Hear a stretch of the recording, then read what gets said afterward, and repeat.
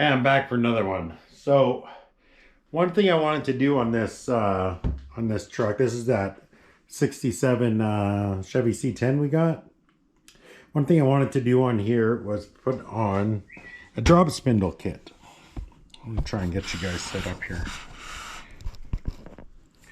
So, I picked one up from Scott's in Penhold, and I think what I want to do is go ahead and just get after this guy. I will drop the lower ball joint. I'll drop the upper ball joint.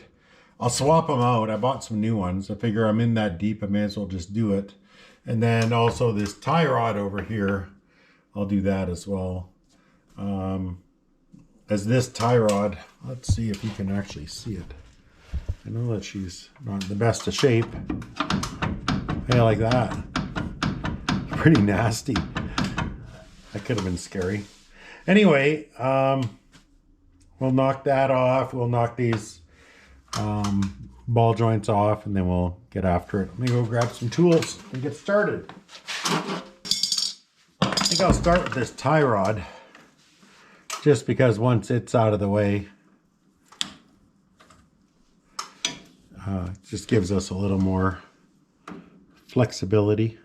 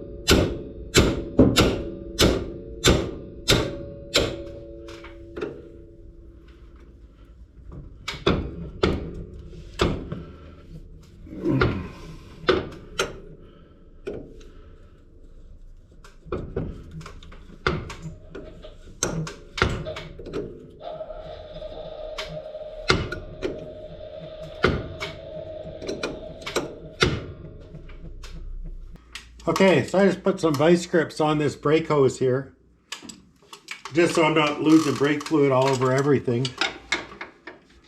And then I'll pop it off at the wheel cylinder.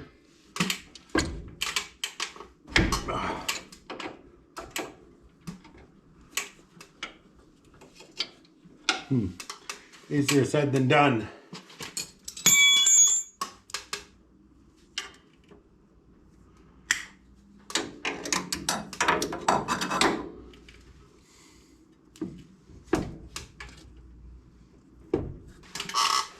Okay, well, let's see what happens here.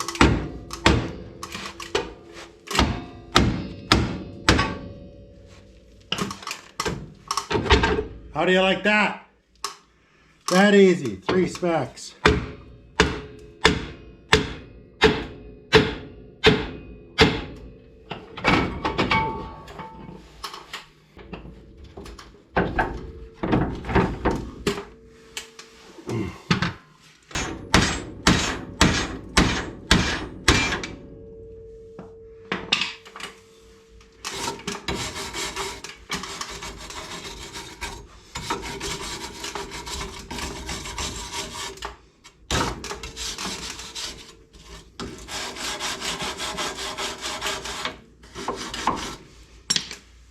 All right, now for up here. Okay, so up here it's a little bit different. What I want to do is I want to grind these rivets flat, and then I'm going to go in and I'm going to put a cross through, or not a cross, but a line through it. Then I'll get in here with the air chisel and take it out of there. So, take 2 seconds here. Okay. See what I got there?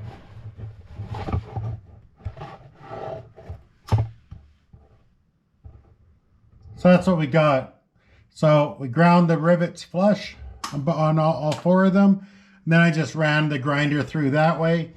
Now I'll hit it with the air chisel. Maybe I'll just hit it with a regular chisel. You know that? I'll hit it with a regular chisel. We'll do this all with hand tools.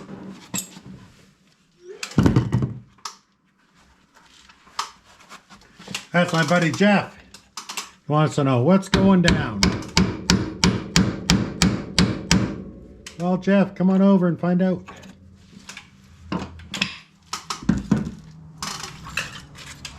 Let's find out if he does.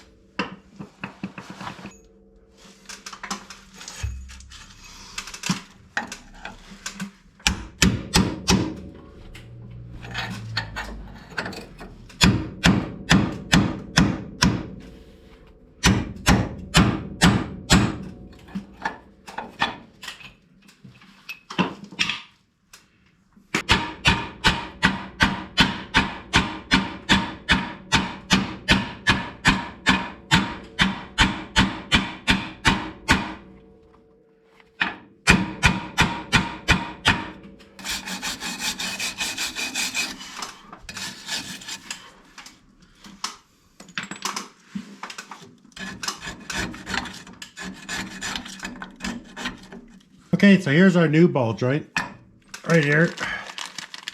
They come with this little bag of hardware. The upper is the easiest one for installation, of course. It simply bolts in. It's got these 4 bolts, these lock washers. It's got these 4 bolts, these lock washers, and 4 nuts. And we got this cotter pin. And then we should have a nut on the, there it is there, this guy here. So we'll pop that guy off for now. Well, it seems small.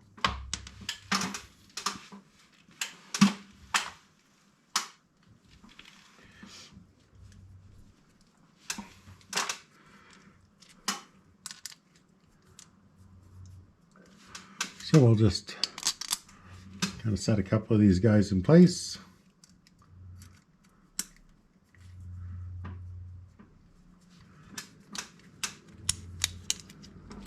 Like so.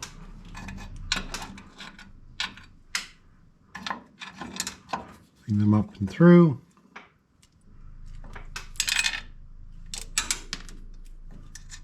Drop one of them back through.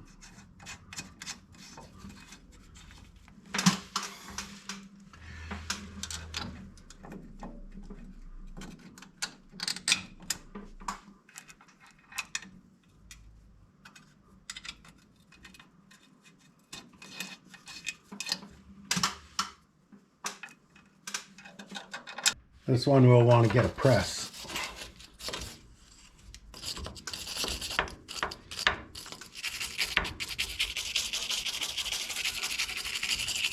So what I did is I got myself a cup. The cup sits around this here. So it's going to push up on this outer surface. It's going to push up and down below like that. So what I have to do is I have to find myself something here so that that can come up through it. And then I think that guy there should keep my tool off of it. Let's try her out and see what happens here.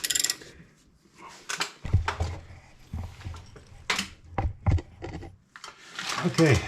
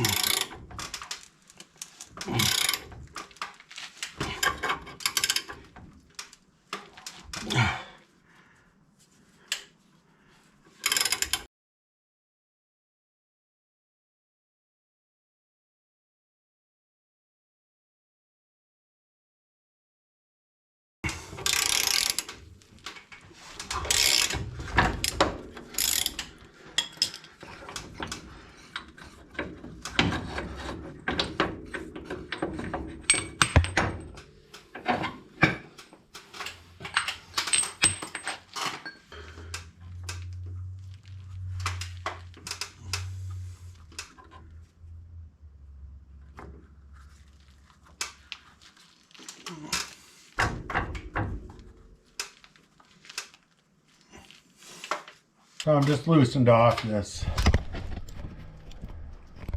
So I just loosened this off here. I'm going to take this tie rod off. But before I do, I want to get a measurement from here to maybe the grease zerk. I'm just going to grab the tie rod and make sure it's the same.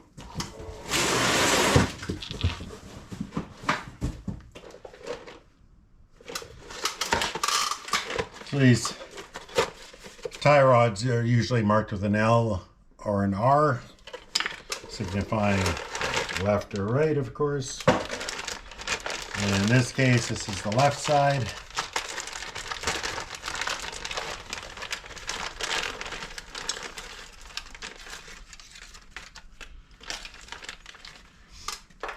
Okay.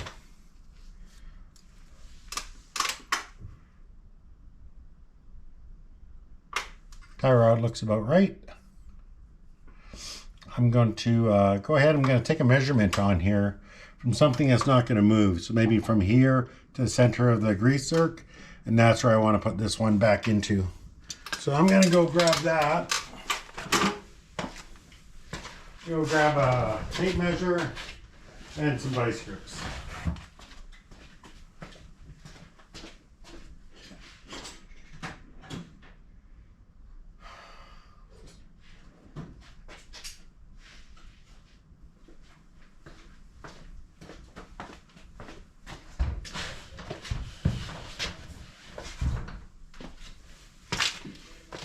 All right, so I'm going to take it from the end of this strap here to the middle of there, and it's going to put me at 10 5/8.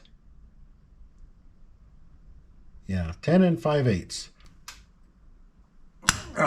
Okay.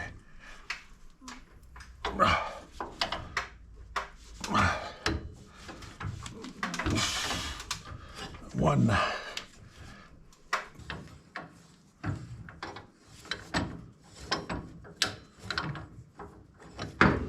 Okay.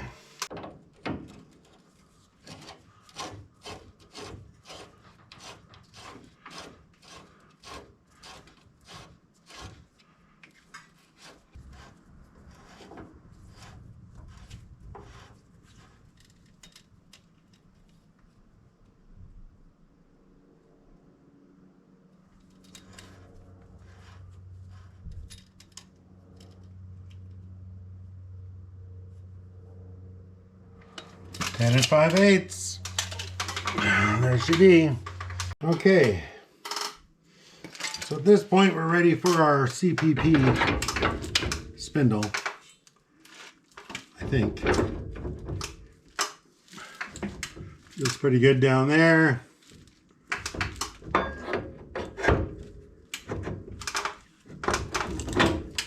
Looks pretty good right there.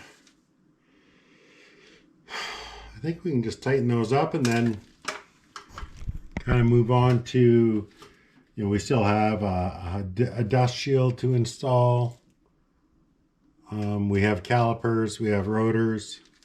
At any rate, let's get this bad boy on. There you go.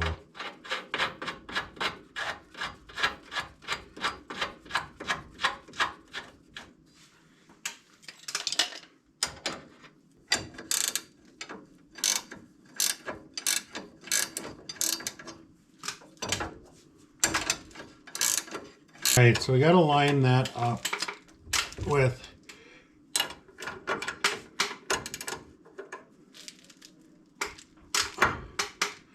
okay, a little bit more. So we got a castellated nut up there like this.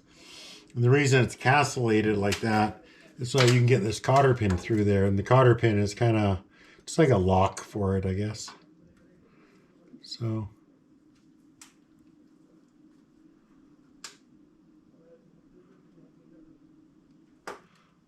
just get that folded under like so. And then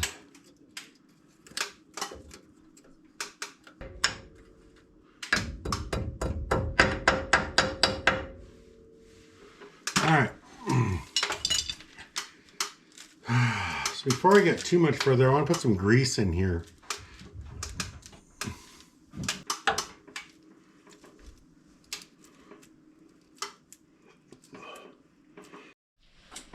All right, Jeff is here. He's working on his side. Say hi to the people, Jeff. Hello. And I don't know if you caught it or not, but Jeff had put this ball joint on upside down. Jeff came by and saw the ball joint upside down. You know what? It's not important who did what. But anyway, we got it on right side up now. We got that switched around. And we got the dust shield on this CPP spindle. And now I guess we'll just kind of keep going. What's next on the agenda? Okay, so we got these bearings here. This will be our inner, sit in the back, and then we got our outer, sits out here. Once we get our rotor on.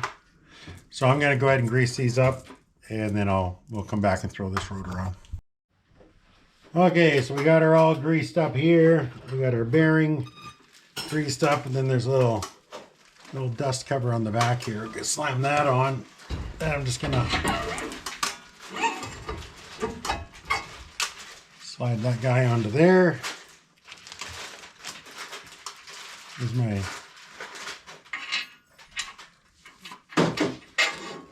outer bearing.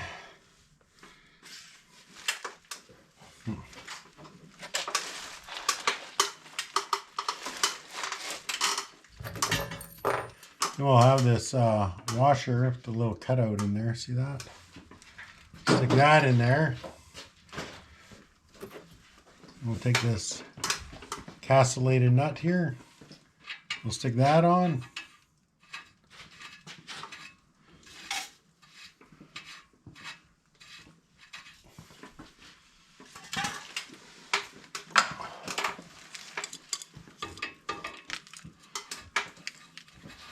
And we will have our rotor on. Jeff, you got your rotor on? No. Oh yeah. Jeff's working on a tie rod. It's giving him some issues. Actually, I had to cut it off.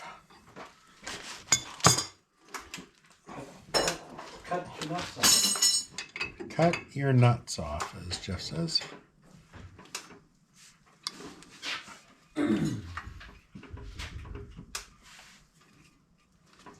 When I worked at Peterbilt, there was this gravel truck that came in all the time, and the name on the door was Kuznetsov.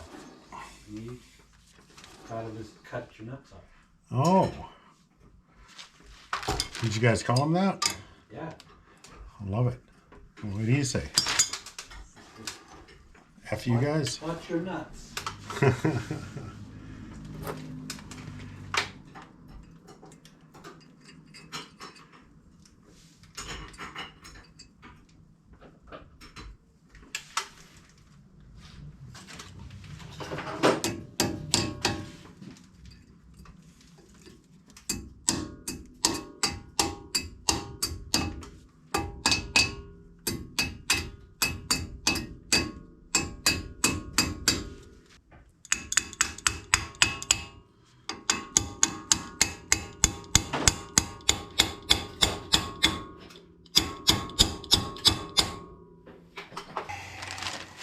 think they can remember, but they can't.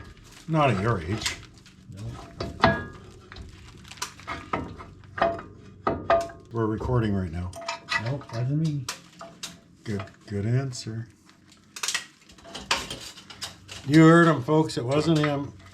Officially. Right, Jeff? Yeah.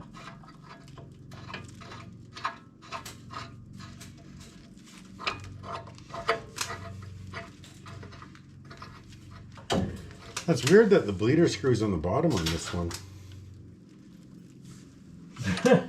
What? You know how to do that? Probably have to hook a hose up to it or something, maybe.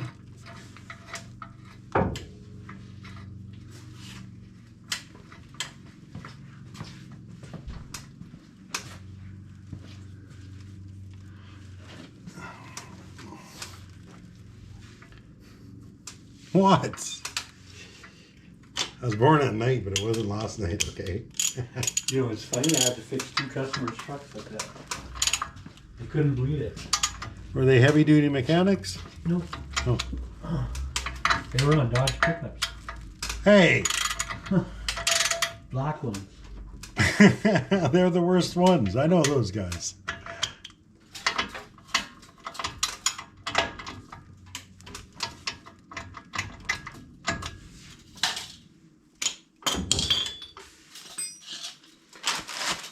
All right. Now we got a caliper on, just these 2 pins here. So this is our bleeder screw here. We're gonna go over and see how Jeff's making out soon. I'm just about done. I'm sure he's probably wrapping up and having a beer right about now. What?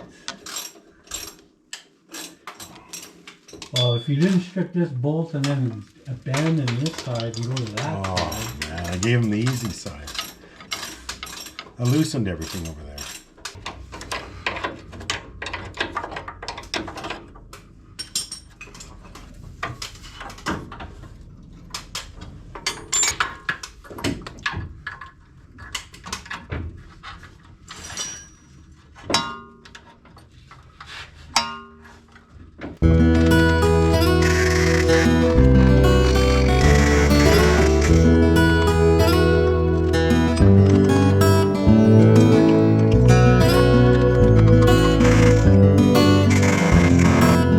Okay, let's talk about some of the trials and tribulations. See this fitting here? This fitting from the 67 didn't fit on this hose that came with my kit. So what I had to do was I cut the old fitting off, reflared it, and put a new fitting on, and it seemed to work okay. Same for the other side. Calipers went on straightforward. This stuff is all very straightforward. Just bolts on, away you go. The next issue we had was our master cylinder. So if you remember, our master cylinder that we had before was for drum brakes. And as it turns out, the drum brake master cylinder doesn't push enough volume to close up the caliper. So we ended up having to change out the master cylinder to this one here. Luckily for me, I had one on the shelf. Old Eagle Eyes Jeff Barber there spotted that, and we got that rolling fine and dandy. So at this point, we got brakes, we got discs, we got it lowered. Why don't I throw some wheels on? We'll drop this thing and see what it looks like. A little bit too low, maybe. I don't know. I like the way it looks. What do you guys think?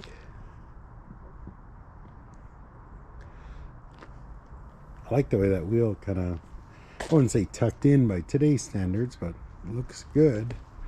Same as on the back, looks good. I wouldn't mind maybe bring the back down a little bit. Might pick that front up a little bit. I'll show you why.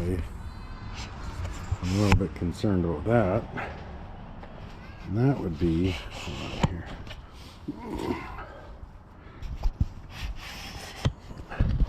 This exhaust. Look how close that exhaust is to the ground. Might have 2 inches. She's down there. So, I don't know, I might just take it to the exhaust shop and see if I can just get that kind of picked up a bit. But those headers, they're low. I don't know about that. I do like the look.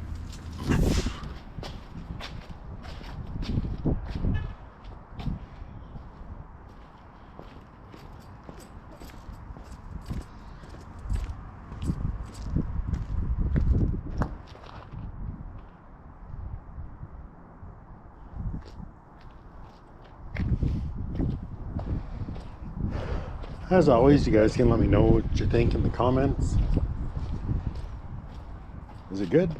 Is it too much? What do we got here? We got 2.5 inches of spindle and 2 inches of coil, so 4.5 inches overall here. I don't know if that's 4 or 5 in the back. Might only be 3. I'm not 100% sure.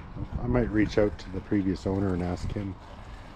But regardless, this is what we got. So, like it or lump it. Yeah, I get a reupholstered seat. I don't know. We'll get to the interior coming up next. Maybe I'll take care of that this weekend and get a video uploaded for you guys. Let me know what you think in the comments.